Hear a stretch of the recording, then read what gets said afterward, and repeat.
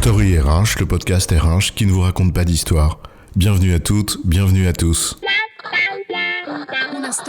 History is made of stories. Dans cet épisode, nous allons expliquer pourquoi le SIRH constitue aussi un moyen de réifier les concepts qu'utilise la fonction RH. Biode, SaaS, Cloud, PaaS, AR, VR, Bot.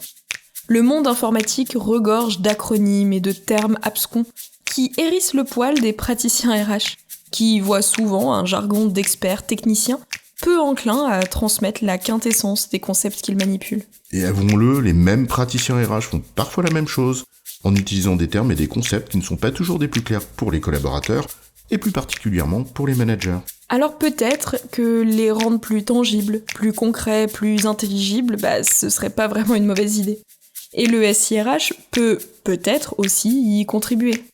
Alors le SIRH, outil de réification des concepts RH, c'est quoi l'histoire ? Employer le mot réifier, t'es pas juste en train de faire exactement ce qu'on décriait il y a un instant ? S'affubler de mots dont on n'est pas si sûr qu'ils parlent à tout le monde, juste pour se donner l'air d'être un sachant qui sache ? Oui, c'est vrai, t'as raison. Surtout qu'un sachant qui sache, chasse-le. Réifier, un terme pompeux qui vient du mot latin res, rei, qui veut dire chose.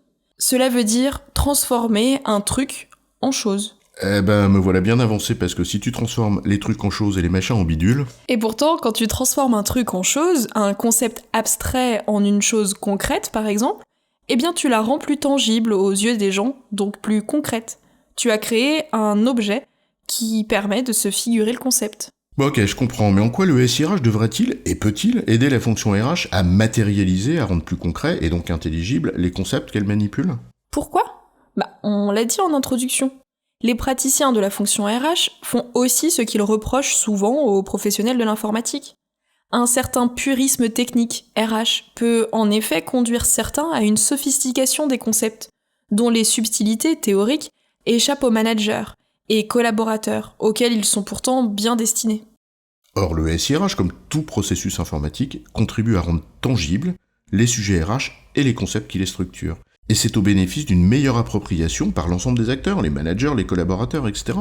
Et peut-être bien y compris d'ailleurs de certains praticiens RH eux-mêmes. Et cela parce que la digitalisation de processus RH qui utilisent ces concepts RH, un concept de compétence ou de poste par exemple, cette digitalisation-là présente 3 effets qui contribuent à les réifier.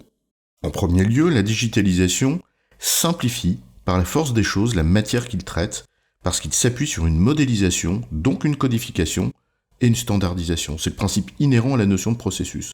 En quelque sorte, la carte simplifie le territoire. Or, cette simplification, elle concourt à rendre le sujet plus comestible pour celles et ceux à qui il est dédié. En deuxième lieu, le SIRH formalise les choses. En d'autres termes, il met en forme opérante les notions RH qu'il utilise, mais aussi les rapports qu'elles entretiennent entre elles par l'intermédiaire des ponts informatiques qui sont créés. C'est par exemple le cas de la notion de compétence, dont les subtilités peuvent parfois désarçonner les professionnels, et aussi de son lien logique avec celle de résultat ou de performance. En troisième et dernier lieu, le SIRH normalise, c'est-à-dire qu'il impose des normes. Les nomenclatures qui en résultent contribuent de fait à une plus grande clarification lorsqu'il s'agit d'objets abstraits, un emploi repère par exemple, et cela en facilite par conséquent la manipulation par les managers et les collaborateurs. On pourrait ajouter une 4e idée. Dans la pratique, le SIRH permet de fait certains raccourcis. Il manipule directement certaines notions RH, comme la notion de compétence par exemple, sans imposer un parcours rigoureux d'apprentissage préalable à l'utilisateur. Alors certes, cet utilisateur aura peut-être perdu une partie de la subtilité du concept en question. Paradoxalement, cela permet une mise en action et en pratique plus rapide.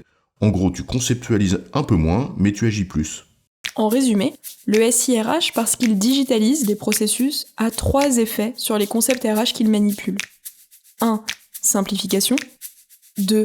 Formalisation. Et 3. Normalisation. Ces 3 effets concourent à réifier ces concepts RH, c'est-à-dire leur donner une forme concrète, plus simple à appréhender, donc à mettre en œuvre pour les managers et les collaborateurs. J'ai bon, chef ? Oui, tu as bon, mais on va pas en faire toute une histoire. Story RH, le podcast RH qui ne vous raconte pas d'histoire. Retrouvez tous les épisodes sur storyrh.fr.